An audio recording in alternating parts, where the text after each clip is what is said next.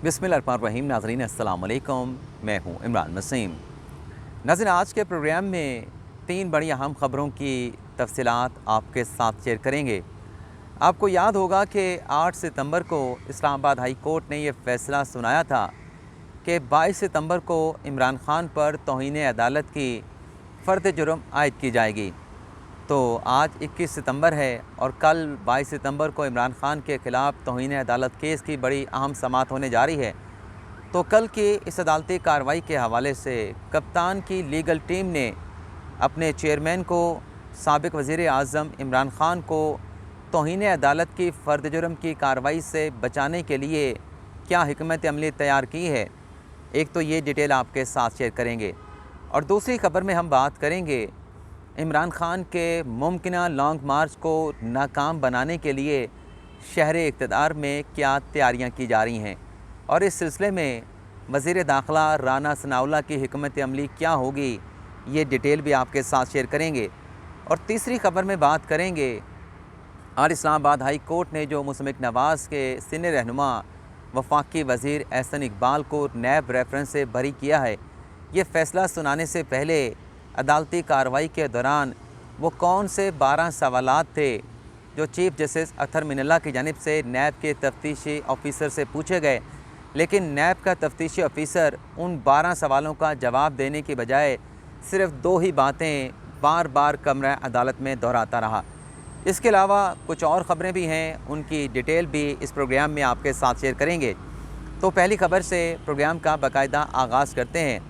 नाज़रीन, पहली ख़बर यह है कि नैब की जानिब से आज एक अलामिया जारी किया गया जिसमें यह कहा गया है कि नैब कानून में जो नई तरामीम की गई हैं, उन तरामीम के हवाले से चेयरमैन नैब आफ्ताब सुल्तान की ज़ेर सदारत आला सतह का इजलास हुआ है, जिसमें यह फ़ैसला किया गया है कि एहतसाब अदालतों से जो रेफरेंसेस वापस नैब हेडकोार्टर भिजवाए जा रहे हैं, उन तमाम केसेस को जो मुतल्लिका अदालतें हैं, जो मुतल्लिका फ़ोरम्स हैं, वहाँ पे भिजवा दिया जाएगा।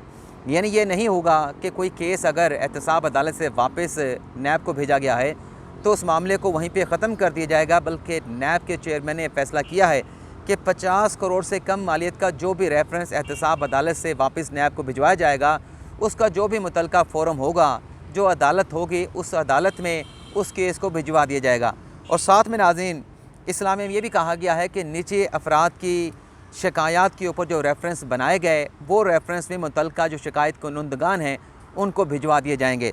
और साथ में ये भी कहा गया है कि अवामी धोखाधड़ी के जो रेफरेंसेस या जो इंक्वायरियाँ नैब में पेंडिंग है, उसमें अगर कंप्लेनेंट की तादाद 100 से कम होगी, उस मामले पर भी नैब किसी किस्म का एक्शन नहीं लेगा, बल्कि वो केसेस भी मुतल्लिका फ़ोरम पे जो है वो भिजवाए जाएंगे। और साथ में नैब ने यह भी कहा है कि चेयरमैन नैब ने यह भी कहा है कि जो नया नैब का कानून है उस पर मिनो अन जो है वो अमल दरामद को यकीनी बनाया जाएगा। तो एक तो ये आज बड़ी अहम डेवलपमेंट हुई है, और इसी डेवलपमेंट से जुड़ी एक और ख़बर भी है। जैसा कि आप नाज़रीन को मालूम है, मैंने अपने पिछले वीलॉग में बताया था कि जो एहतसाब अदालत ने इसहाक डार को इश्तिहारी करार दिया था, उस फैसले को इसहाक डार ने सुप्रीम कोर्ट में चैलेंज कर रखा था।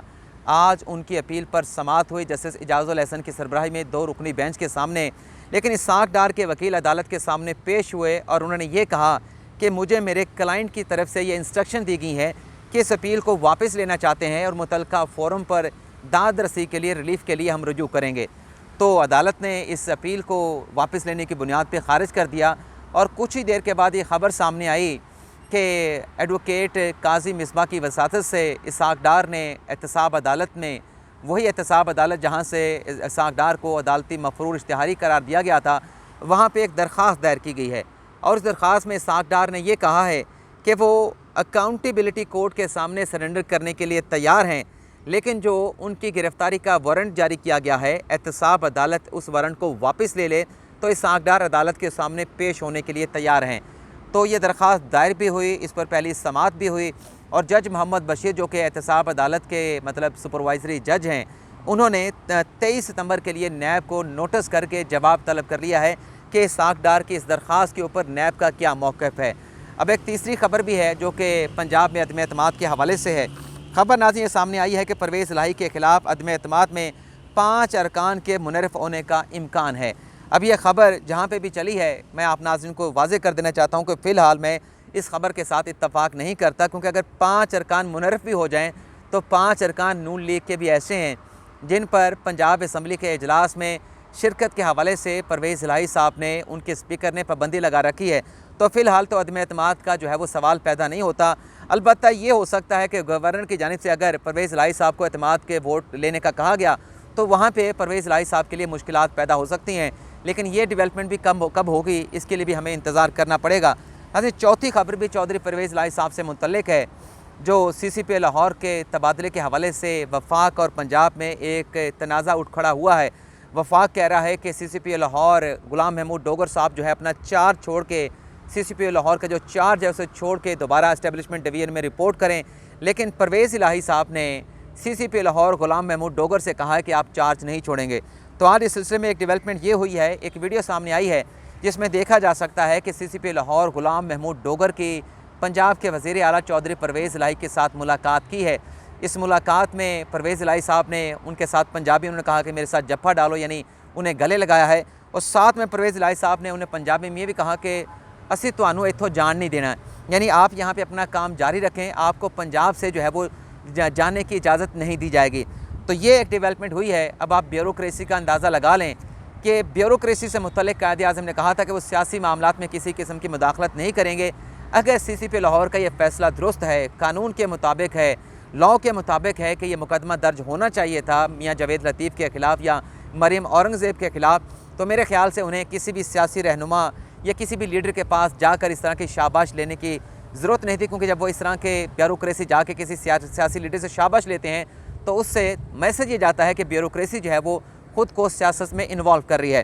अब आ जाते हैं, कल जो 22 सितंबर को इस्लामाबाद हाई कोर्ट में इमरान खान के ख़िलाफ़ तौहीन अदालत केस की समाअत होने जा रही है, तो अपने कप्तान को, चेयरमैन PTI इमरान खान को कल की फ़र्द जुर्म की कार्रवाई से बचाने के लिए PTI की लीगल टीम ने क्या हिकमत अमली तैयार की है, इस हवाले से खान साहब की लीगल टीम के 2 रुकन से, अरकान से मेरी बात हुई है।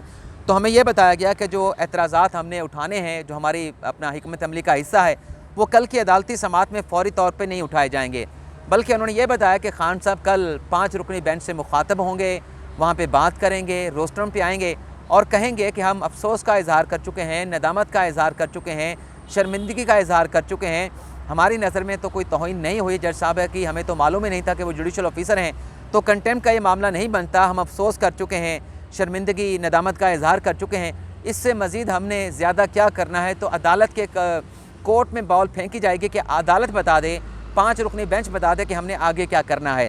और फिर हमने उनसे ये भी पूछा कि अगर अदालत ने कहा कि गैर मशरूत माफ़ी मांगें तो आप क्या करेंगे? तो हमारा जो सोर्स थे उन्होंने बताया कि इसका फ़ैसला अगर अदालत ने कहा तो वहीं पे बैठ के किया जाएगा, और अगर फ़ैसला हुआ कि गैर मशरूत माफ़ी नहीं मांगनी और अदालत ने फ़र्द जुर्म की कार्रवाई के हवाले से मज़ीद प्रोसीड करने के हवाले से फ़ैसला किया, तो तब जो हमारे एतराज़ात हैं कि तौहीन अदालत का जो केस है, इस पर इस्लामाबाद हाई कोर्ट का दायरा अख्तियार इसलिए नहीं बनता कि बराह रास्त नोटिस लिया गया है और रूल्स के मुताबिक, इस्लामाबाद हाई कोर्ट के रूल्स के मुताबिक अगर लोअर जुडिशरी के किसी जज की कंटेम्प्ट होती है तो रूल्स के मुताबिक वहाँ से रेफरेंस आएगा, उस रेफरेंस पर जो है मुतलका जो हाई कोर्ट है वो समाअत कर सकती है। तो ये एतराज़ात जो है अगर बात ना बन सके इमरान खान के अदालत से बात करने के बावजूद, तो फिर ये एतराज़ात जो है 5 रुकनी बेंच के सामने उठाए जाएंगे कि पहले इन एतराज़ात का फ़ैसला किया जाए, फिर फ़र्द जुर्म की कार्रवाई के हवाले से फ़र्द जो भी प्रोसीड करना है उस हवाले से इस्लामाबाद हाई कोर्ट कर सकती है, लेकिन पहले इन एतराज़ात का फ़ैसला किया जाए। अब आ जाते हैं कि लॉन्ग मार्च के हवाले से शहर इक़्तिदार में खान साहब के मुमकिन लॉन्ग मार्च को नाकाम बनाने के लिए क्या तैयारियाँ की जा रही हैं। एक तनाज़ी ये हो रहा है कि जो रेड जोन आने वाले तमाम रास्ते हैं, एक रास्ते को छोड़ के तमाम रास्तों को सील कर दिया गया है, कंटेनर लगा दिए गए हैं, खारदार तारें लगा के तमाम रास्तों को बंद कर दिया गया है। और जो कंटेनर की लेयर्स हैं वो भी 1 नहीं 2 नहीं बल्कि 3-3 4-4 कंटेनर्स की लेयर्स लगाई गई हैं, ताकि किसी तरीके से भी कंटेनर को जो है वो हटा के जो रास्ता है उसको ओपन ना किया जा सके। दूसरा नाज़रीन, FC की भारी नफरी को बुलवा लिया गया है, FC के साथ इस्लामाबाद पुलिस को अलर्ट कर दिया गया है, और इसके साथ साथ नाज़रीन आंसू गैस के शेल मंगवा लिए गए हैं और ड्रोन्स भी मंगवा लिए गए हैं। और वो ड्रोन्स ऐसे होंगे जो कैमरे का किरदार भी अदा करेंगे, और उन ड्रोन्स के ज़रिए जो आंसू गैस के शेल हैं उसे भी फेंका जा सकेगा। जो हजूम जो है अगर रेड जोन की तरफ आएगा उनके ऊपर ड्रोन के ज़रिए जो है वो आंसू गैस के शेल जो है वो गिराए जा सकेंगे। चौथा नाज़रीन इसमें यह हुआ है कि खंदकें भी खोदी जा रही हैं, कुछ खंदकें खोद दी गई हैं और कुछ खंदकें मज़ीद खोदी जाएंगी ताकि अगर कंटेनर को हटा भी लेते हैं तब भी जो हजूम होगा, जो मुजाहिरीन आएंगे इमरान खान के लॉन्ग मार्च के साथ, उन्हें रेड जोन की जानिब बढ़ने का रास्ता ना मिल सके। और राना सलाउल्लाह ने इस हवाले से ये कहा है कि एहतजाज करना आईनी हक है। अगर इमरान खान लॉन्ग मार्च लेके आते हैं F9 पार्क में या फिर श्रीनगर हाईवे पे जो G9 H9 का ग्राउंड है वहाँ पे आकर एहतजाज करते हैं तो उन्हें यह हक दिया जाएगा। लेकिन अगर रेड जोन का रुख करेंगे तो रेड जोन में दाखिले की किसी सूरत इजाज़त नहीं दी जाएगी। हजूम को जो है मुंतशिर करने के हवाले से जो भी इकदाम उठाने हो पड़े वो तमाम इकदाम जो है वो उठाए जाएंगे। अब आ जाते हैं जल्दी के साथ, जो इस्लामाबाद हाई कोर्ट ने एहसन इकबाल को बरी किया है नैब के रेफरेंस में, वो कौन से 12 सवालात थे जो बार बार चीफ जस्टिस की जानिब से पूछे गए, लेकिन नैब का तफ्तीशी अफसर उन 12 सवालों का जवाब देने की बजाय कौन सी 2 बातें बार बार अदालत में दोहराता रहा। तो सबसे पहले 12 सवालात आपको बता देते हैं। चीफ जस्टिस ने कहा कि इस केस में करप्शन कहाँ पे हुई। आपका तो केस ये है कि अख्तियारात का नाजायज़ इस्तेमाल हुआ है।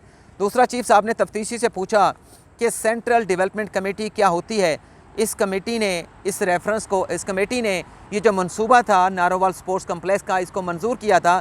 क्या इस कमेटी की कंपोजिशन के हवाले से आपको कोई मालूमात हैं। और तीसरा सवाल ये पूछा गया नैब के तफ्तीशी से कि CDWP क्या होती है। और चौथा सवाल ये पूछा गया कि क्या एहसन इकबाल बैनुल सूबाई राब्ता वजारत के वज़ीर थे। पाँचवा सवाल ये था कि मंसूबा रुकने से इस मंसूबे की जो लागत है उसमें कितना इजाफा हुआ, ख़जाने को कितना नुकसान पहुंचा। छठा सवाल ये पूछा गया कि जिस अखबार की ख़बर पर यह रेफरेंस नैब ने बनाया, क्या चेयरमैन नैब ने उस अखबार की ख़बर की ये तस्दीक की कि वो ख़बर बिल्कुल दुरुस्त है। सातवां सवाल ये पूछा गया कि CDWP में 30 लोग होते हैं, क्या सब लोग इस करप्शन में शामिल थे। आठवां सवाल ये था नैब के तफ्तीशी से कि एहसन चीमा को 3 साल तक कैद रखा गया, क्या नैब जो है वो लोगों की बदनामी का ज़िम्मेदार बन रहा है, तो इसका ज़िम्मेदार भी कौन है। 9वां सवाल ये था कि क्या उनको पकड़ा जिन्होंने 2009 में इस मंसूबे को तैयार किया था, या सिर्फ आपने सिंगल आउट करके एहसन इकबाल को पकड़ा और उसके खिलाफ रेफरेंस बना दिया। 10वां सवाल ये पूछा गया कि क्या बॉर्डर के करीब मंसूबा बनाने से इसमें कोई करप्शन का एलिमेंट था, आपने जाके जायज़ा लिया, क्या बॉर्डर के करीब मंसूबा बनाने से उसमें करप्शन हो सकती थी। 11वां सवाल ये पूछा गया क्या पंजाब हुकूमत से इस सिलसिले में किसी किस्म की तफ्तीश की गई कि ये मंसूबा वफाक को क्यों ट्रांसफ़र किया गया। चीफ सेक्रेटरी से सवालात पूछे गए। और 12वां सवाल ये पूछा गया कि आप कहते हैं कि आपके ऊपर कोई प्रेशर नहीं था, आपने किसी प्रेशर के बगैर ये रेफरेंस बनाया, तो आप फिर इस सवाल का जवाब भी दे दें कि आप अपने रेफरेंस में कहते हैं कि सेक्रेटरी पे दबाव डाल के ये मंसूबा मरकज़ में लाया गया, तो आप पे अगर कोई प्रेशर नहीं डाल सकता, आप 17वें ग्रेड के 18वें ग्रेड के तफ्तीशी ऑफिसर हैं, उस सेक्रेटरी के ऊपर किसी ने कैसे दबाव डाला, और वो सेक्रेटरी किसी और वजारत का था, उस वजारत के एहसन इकबाल वज़ीर नहीं थे, तो एहसन इकबाल उस सेक्रेटरी पे कैसे दबाव डाल सकते थे।